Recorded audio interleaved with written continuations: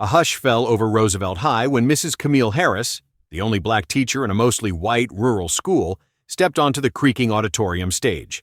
Moments earlier, a cruel prank had broadcast a racist slur across the school's PA system. Instead of canceling the assembly, Mrs. Harris gripped the microphone, looked straight into the crowd of stunned teenagers, and began a speech that would ignite social media, transform her town, and leave the whole nation cheering.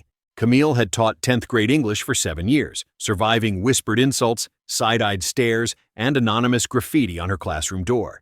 She fought back the only way she knew, by showing up every day with patience, wit, and stories that made literature feel like life.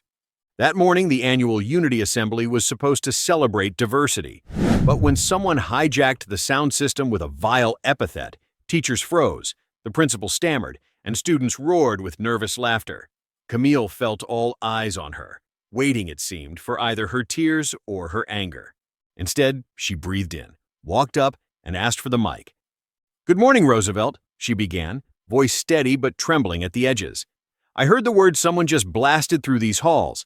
I've heard it before, from TV, from strangers, from people who think it's funny. But do you know what else I hear? I hear potential, every single day. Silence spread. Even the fidgeting athletes leaned forward. She told them about teenage Jackie Robinson dodging jeers on dusty fields, about Maya Angelou finding poetry in pain, about her own grandmother who integrated the town's public library with nothing but a borrowed Bible in her hands.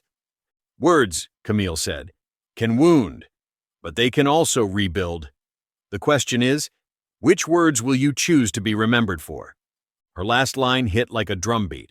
"If you can hear me, promise right now, out loud, that the next word you speak about someone different from you will be a word that heals." A few claps, then dozens. Then the whole auditorium thundered as 800 teenagers rose to their feet chanting, "We promise, we promise." Unbeknownst to Camille, student Maya Ortiz had streamed the speech live on TikTok. Within an hour, number "We Promise" trended nationwide. By evening, 4 million views. By sunrise, Good Morning America called.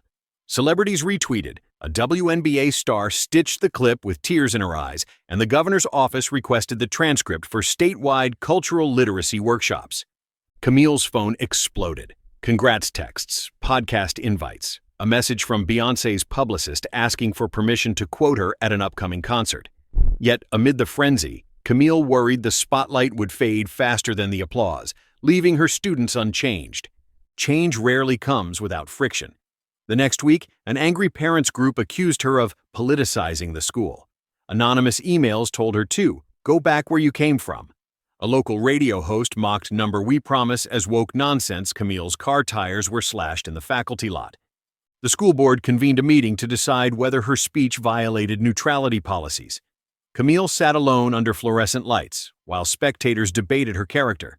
She recalled her grandmother's advice: "When storms howl, plant your feet deeper." So she did. She spoke last, voice resonant. If asking students to treat each other like humans is political, then humanity itself is on trial. Reporters scribbled.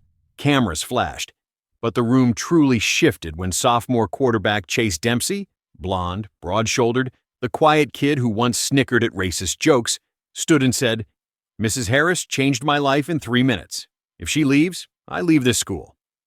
Dozens of students rose behind him. A board member pushed back tears. The vote to support Camille was unanimous. The backlash only amplified the movement. WePromise chapters popped up in Seattle, Lagos, and São Paulo. Students wrote healing words on sticky notes and plastered them over lockers. Ally, dreamer, friend. Bullying reports plunged. Roosevelt High, once infamous for hallway fights, became state champion in a kindness tracking app challenge. Camille launched an online workshop, Speech into Action, teaching educators to turn painful moments into teachable ones. Her first webinar sold out in 15 minutes. A publisher offered a book deal. She donated the advance to create scholarships for first-generation college students, named after the anonymous maintenance worker who had quietly patched the graffiti on her door all those years. One morning, Camille received a handwritten letter. "Mrs. Harris, I was the kid who hacked the PA system. I wanted laughs, not hate. But that doesn't excuse what I did. Your speech made me realize words can define us or redeem us. I'm choosing redemption."